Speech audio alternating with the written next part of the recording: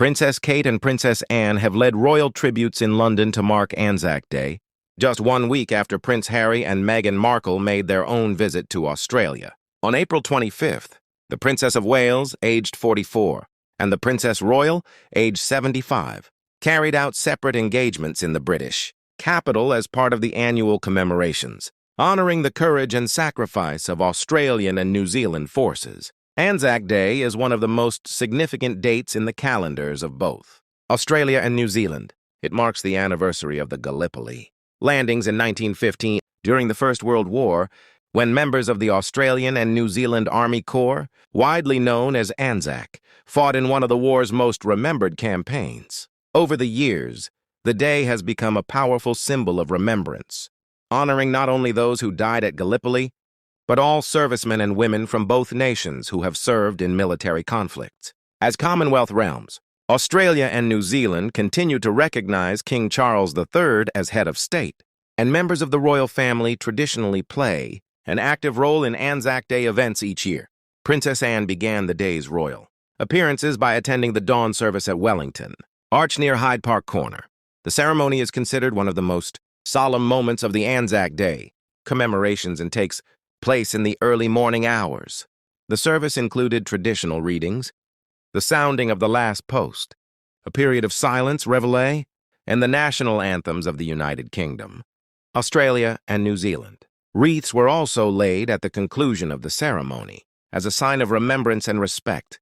Princess Anne's presence at the event reflected her long-standing commitment to royal duty. Often described as one of the hardest-working members of the monarchy, she is known for maintaining a demanding schedule of public engagements, year after year.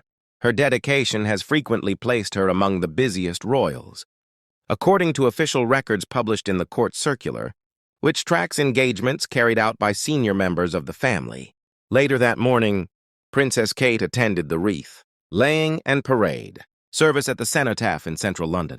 The appearance marked another significant moment for the Princess of Wales, who has gradually resumed a more visible public role in recent months.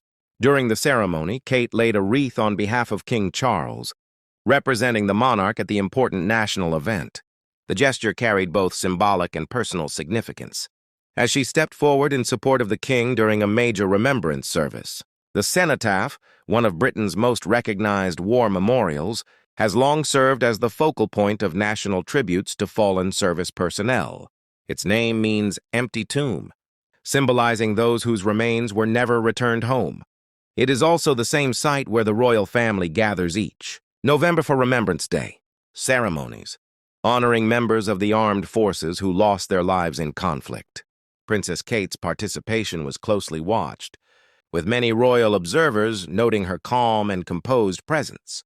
As future queen, such appearances continue to highlight her growing role within the monarchy and her importance in representing the crown at key national occasions. The dual appearances by Princess Anne and Princess Kate also demonstrated how senior royals continue to share responsibilities across major events, especially at a time when King Charles and other family members have adjusted schedules in recent months. Their presence on ANZAC Day sent a clear message of continuity, duty, and respect for the long-standing ties between Britain, Australia, and New Zealand. Coming shortly after Prince Harry and Meghan Markle's recent visit to Australia, the timing of the commemorations also renewed attention on the royal family's enduring connection with the region. While their visit drew headlines of its own, the official ceremonies in London reflected the monarchy's traditional and constitutional relationship with two nations that remain deeply connected to the crown. For many watching, the day was not about royal headlines, but remembrance. It was a moment to honor bravery, sacrifice, and a shared history that still resonates more than a century after Gallipoli. And through their quiet presence, Princess Anne and Princess Kate ensured that tradition of remembrance remained firmly at the heart of the day.